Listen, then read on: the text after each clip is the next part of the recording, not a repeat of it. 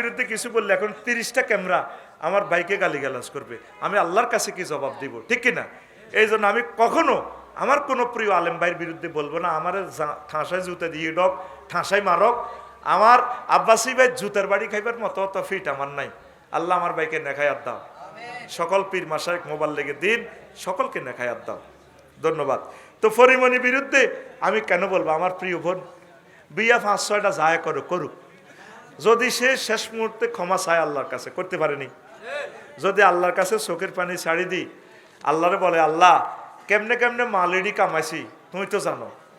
তারপরে সাকালাইনের কে একজন আছে না বিসিএসে ফার্স্ট হয়েছে দে,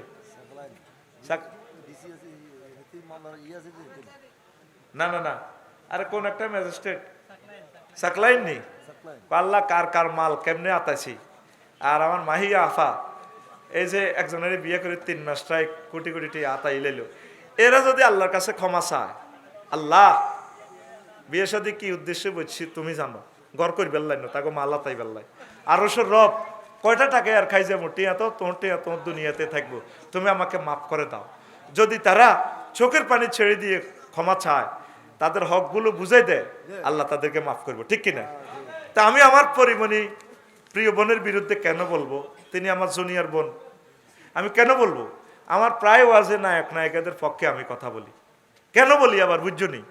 কারণ তারা আমাদের কথাগুলো শুনে যদি মনে করে যে আফসারি ভাই তো একটা মজার মানুষ, আসলে হুজুরেরা দেখা যায় আমাদের গান শোনে, নায়ক নায়িকেরা কুমার শানু, তারপরে অলকা ইয়াগনি, তারপরে আর একজন আছে না, এইভাবে যারা আছে ইন্ডিয়ার নায়ক নায়িকেরা, কৌকিরা আফসারি ভাই তো আমাদের কথা শোনে, তাহলে আমাদের গানগুলো সুন্দরভাবে বানানো দরকার। এই কারণে তাদের লিরিক্সে কথা কই, এটা তাদের সাথে একটা পাগল ভাব নিলাম আর কি।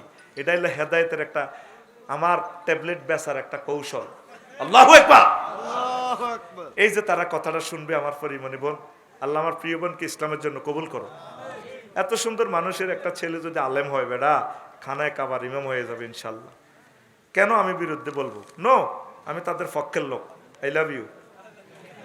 জনগণের আপা ভারতে বসে তারপরে কিদের সাক্ষীদের ভয়ভীতি দেখাচ্ছে, এই নিয়ে কিছু বলেন প্রিয় শায়েখ।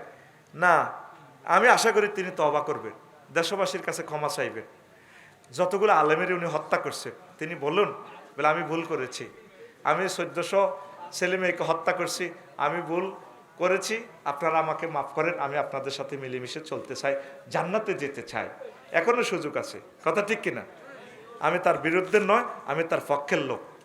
আমি তাকে ভালোবাসি, সকল মানুষকে ভালোবাসি, সকল ধর্মের লোককে ভালোবাসি। আল্লাহ তাদেরকে দিনের জন্য কবুল করুন। তো আর 230টা আলামত আরো একদিন বলবো। আস্তাগফিরুল্লাহ রাব্বি।